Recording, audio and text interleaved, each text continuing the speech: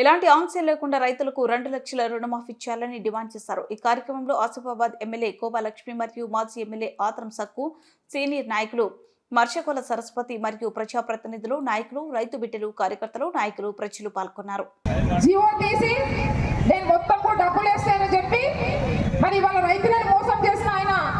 మరి రేవంత్ రెడ్డి ముఖ్యమంత్రి గారు రాజీనామా పెట్టాలి కదా. అవును, మరి హరీష్ రావు గారు ఎందుకు పెట్టాలి? వాస్తవం చెప్పాలంటే ఇవాళ హరీష్ రావు గెలిచారా, మరి రేవంత్ రెడ్డి గెలిచిండా? హరీష్ రావు గారే గెలిచారు. హరీష్ రావు గారు ఛాలెంజ్ చేశారు, నువ్వు ఆగస్టు 15వ తారీఖుకి నువ్వు పూర్తిగా రుణమాఫీ చేయి, 2 లక్షలు రుణమాఫీ చేస్తే నేను రాజీనామా చేస్తా అన్నాడు.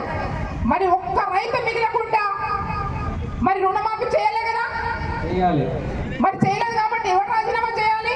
రేవంత్ రెడ్డి ముఖ్యమంత్రి గారే రాజీనామా చేయాలి. ఇంకా ఆయన మాట్లాడడం ఏంటి చెప్పండి, ఎవరు మాట్లాడాలి? ఇంకా హరీష్ రావు రాజీనామా పెట్టాలి. హరీష్ రావు రాజీనామా పెట్టడానికి రెడీ ఉన్నారు. మరి నువ్వు రాజీనామా పెడతావా లేదా? ఇప్పుడు మోసం చేసింది ఎవరు?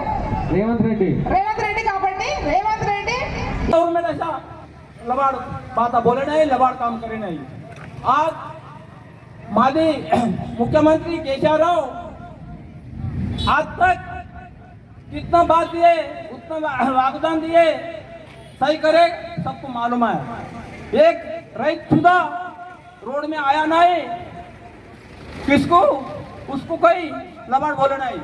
पर ऐसा मुख्यमंत्री कब हमारे तेलंगाना राष्ट्र में आना नहीं, मुख बताना नहीं. और सरपंच के इलेक्शन में गाँव में फिरो बोले उसको चुकल का लुड्डा करके उसको मुख में फेंक देता. ऐसा आदमी हमारे रास्ते में नहीं रहेगा. उसके बाद ना जल्दी राजीनामा लाओ, बाद में हो. ऐसी बात विनंती है, ऐसा आदमी को फंसना नहीं. पब्लिक में मैं बोलता हूँ, कितना मौसम कर दिए, कितना धक्का दे दिए. रईतु बंधु हर टाइम में जून महीने में 20 के बाद तक सब लोगों को देखता खुशी में जाके करता.